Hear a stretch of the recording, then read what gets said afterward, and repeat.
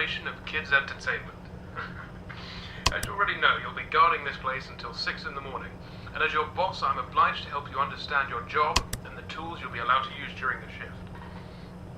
So, first things first, I've got to be honest, your current setup might not be very optimal, so to say.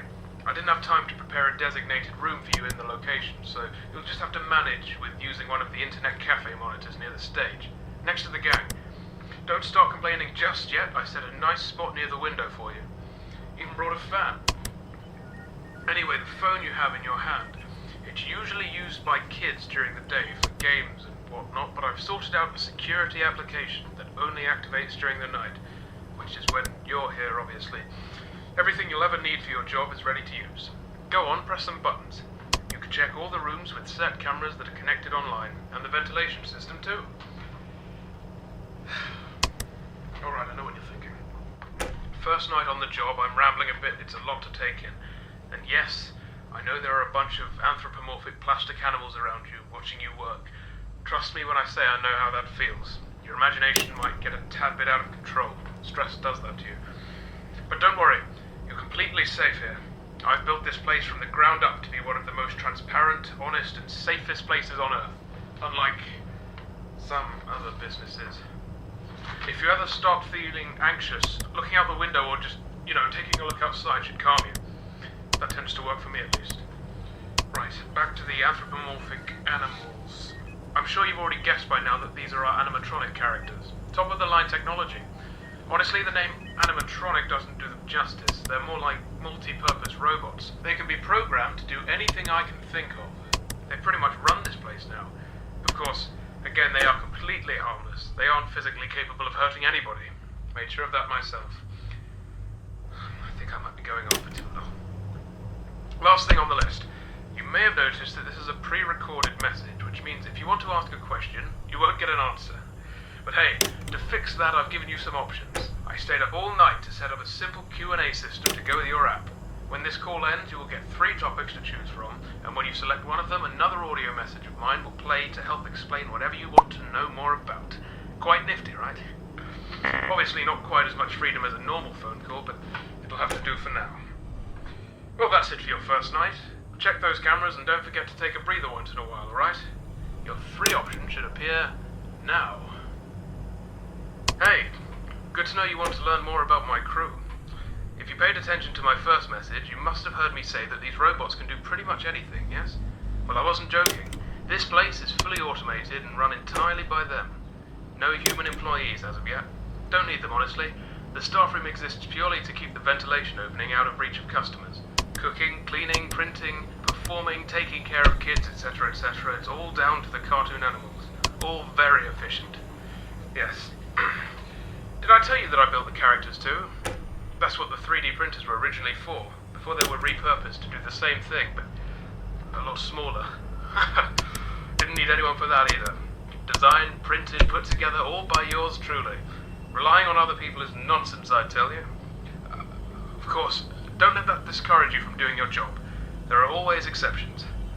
Right, that'll be it for the first night. I'll do the same thing for you tomorrow. See you, kid.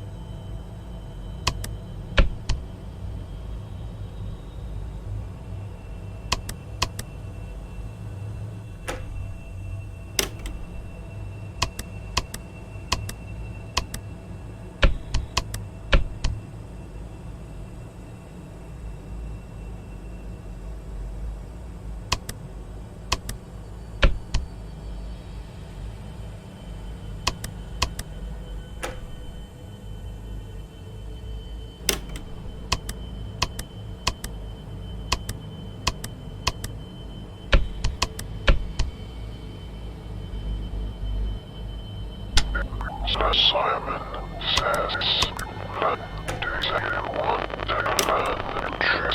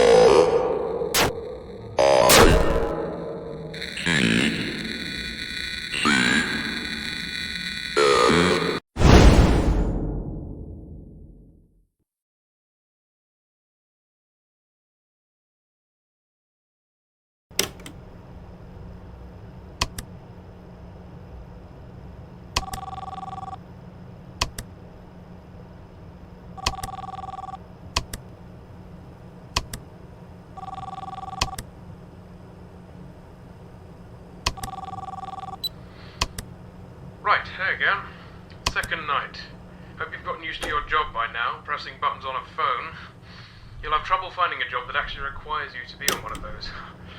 Anyway, I expect efficient use of that phone, kid. Oh, and I'll let you know now, don't start slacking off. I'm paying attention. After your first week is done, I'll be doing a review of your progress to see if you are fit to continue or not. If you do your job especially well, I might even give you a bonus. But I guess there isn't even that much for you to do. I know I haven't given you much to work with just yet, as this is just a test run. But there is something for you to do in case you get bored, I suppose. Since, well, I'm not going to treat you like those robots behind you. So we're entering the winter time. I imagine you'll be working just next week, so it's going to get pretty darn cold for you. And I'm sure you've already noticed this from yesterday. I don't know. I have given you access to the ventilation system, which means you should be able to turn on the heating grids once in a while to warm up the place. They'll stay on for about a minute, probably, but that's long enough, right?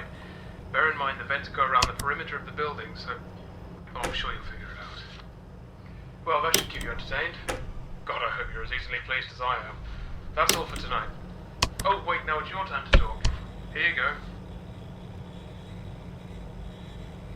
Ah yes, it does look kind of weird, doesn't it? Well, as with all of the other systems in the building, I designed those heaters myself. They're just very thick laser beams going from one face of the vent to the other. You should be able to see a square rim around the vent sections with a light that switches between red and green. Keep finding me. I'll tell you everything.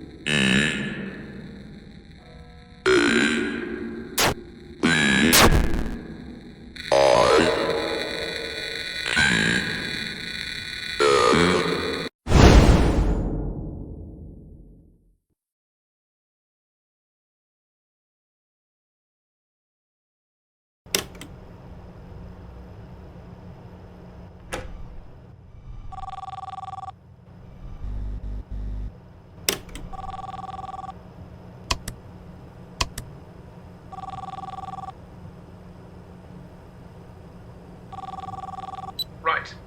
Hello again.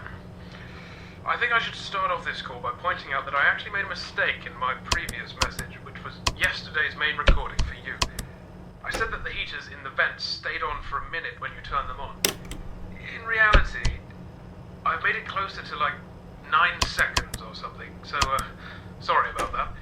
Not a huge mistake, but I should own up to it anyway. It's one of the only things I haven't got written down. I should actually make a note of it now, I suppose. I'm kind of tired right now. I've been doing all these calls in one take, so I've just noticed it. Such a huge difference, too. 1 minute should be 10 seconds. Gee, I'm an idiot sometimes. Hey, now that you've been here for 2 nights, correct? Beginning your 3rd one now, yes? Tell me, what do you think about the place? The pizzeria, I mean. It's real special. Let me tell you, during the day you can really feel it. The fantasy, the fun, the safety, you know? Kids can run down the halls and be greeted by the characters. They gather around and sing with them on the stage. They build and print out these figurines like posable toys. And of course they get to paint them, coat them in a binding agent, etc. Makes them feel grown up. Makes them feel special, you know? I remember this kid one day. Totally heartwarming. There was this kid. He was running around and somehow managed to open one of the locked rooms. The server room, I think it was. And he started messing around in there. Well, I was in my office, like always, and I see this kid on the camera. I start to get a little worried. Now, here we go again, I'm saying to myself. And I was about to go get him sorted out myself, but right then, as I'm taking my jacket off, Blake, that badger character to your left, gets in the room with the kid and starts to play a little game using the server room's monitor. Have you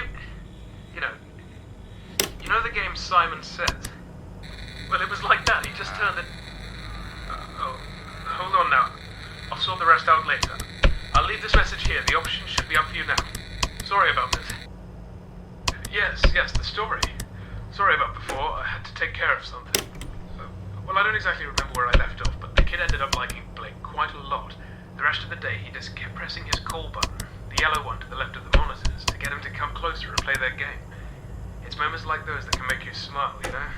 Getting to use these characters to make people as happy as they've made me, it's really something. At least, I hope you feel the same way. I know you aren't here during the day, so I suppose you'll have to take my word for it when I say it's great. And the kid I mentioned has been a loyal customer since, though I don't really like using that word. See you tomorrow.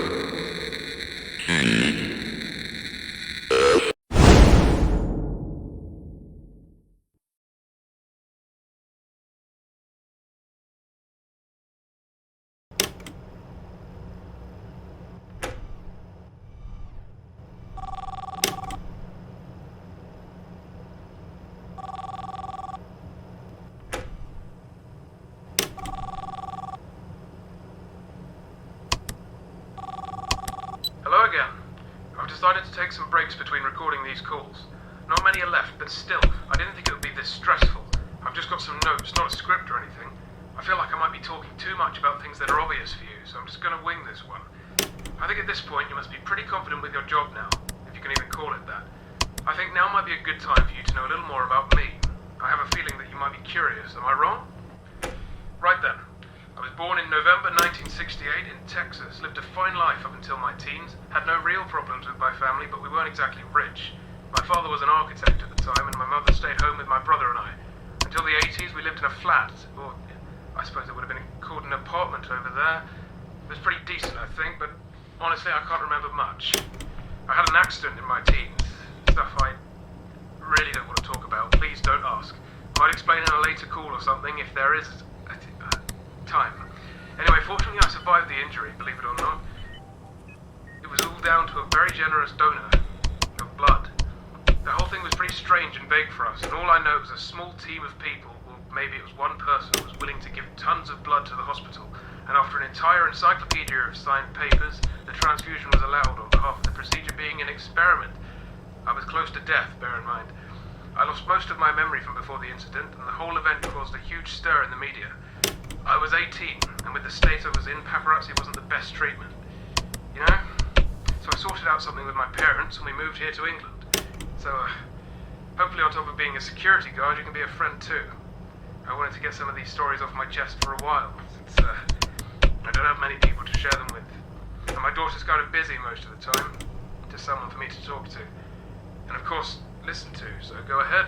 What do you want to talk about? What else have I made? Well, this recording system has over 5 hours left on it, but I still don't think that's enough time to cover everything I've made. It's been a hell of a good hobby for over a decade now. I'll try to go over some of the more interesting things, though. In 2019, I made a self-driving car in my garage. The technology isn't that impressive nowadays, I know, but it was an amazing feat. It looked like garbage, but it worked. Since then, it's been modified to be road safe, and now my daughter uses it. Back in the late 90s, I made a few electric guitars, sold them to a secondary school, and in 2016, I made a video game with Bonnie's help. Oh, Bonnie's the name of my daughter, I'm not sure if I mentioned that. Oh yeah, and of course I made the 3D printers recently, which helped me print smaller plastic parts for projects and toys and whatnot. That's really it. Don't think I should mention anything else right now. Hope that clears it up. I've been a real busy guy. Love creating things. See you on your 5th night.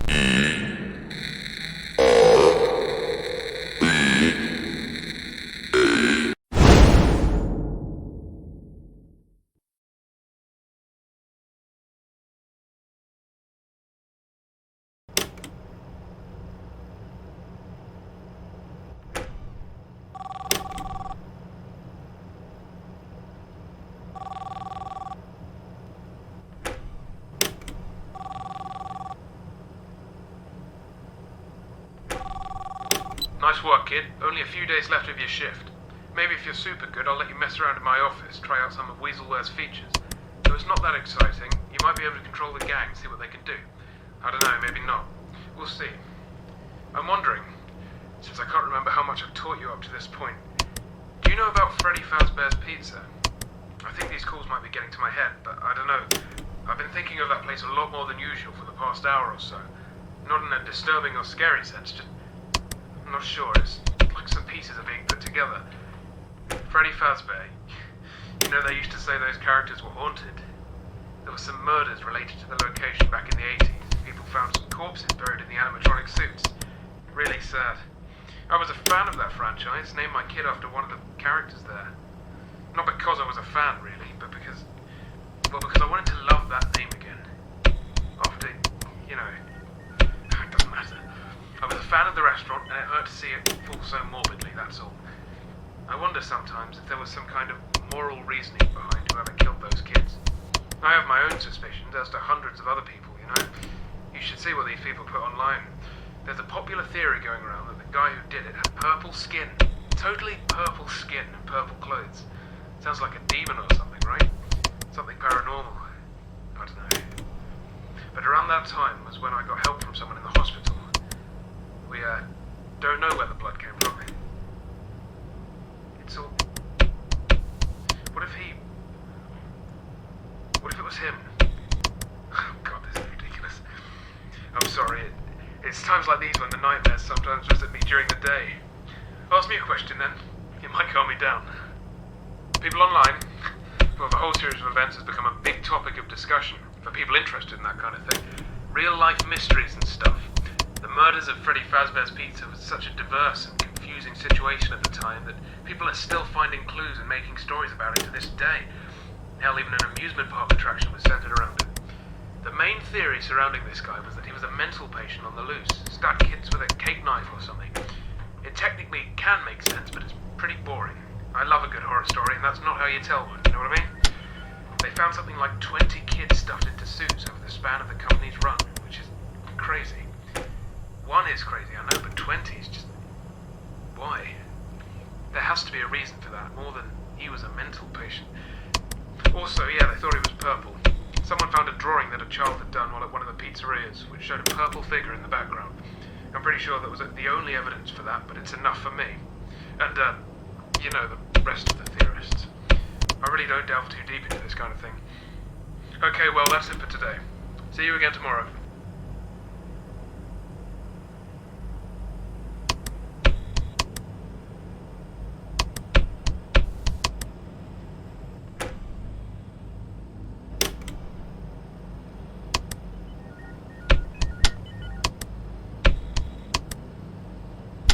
He doesn't want to remember.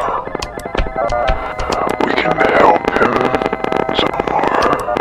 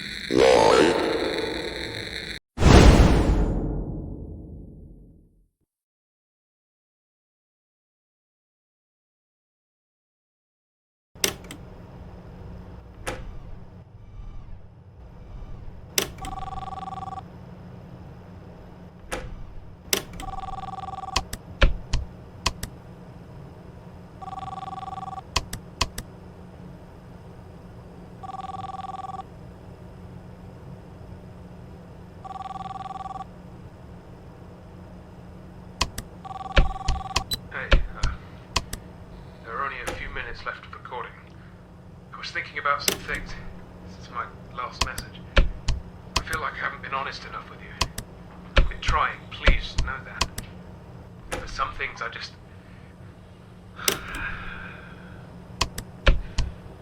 I have a question for you.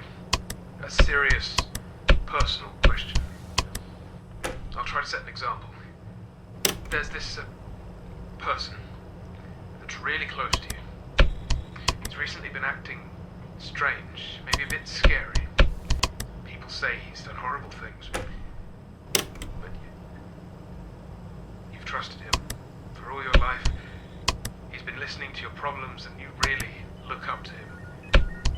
Even if this person has made big mistakes in his life, if he does regret it in the end, would you be willing to forgive them if you know who he is? Would you look past his errors and try to bring him back into your life? Do you think you could trust him? No, this will do. Thank you for working with me so much. This is the end of your shift at the POPGOES pizzeria. Let me know your answer.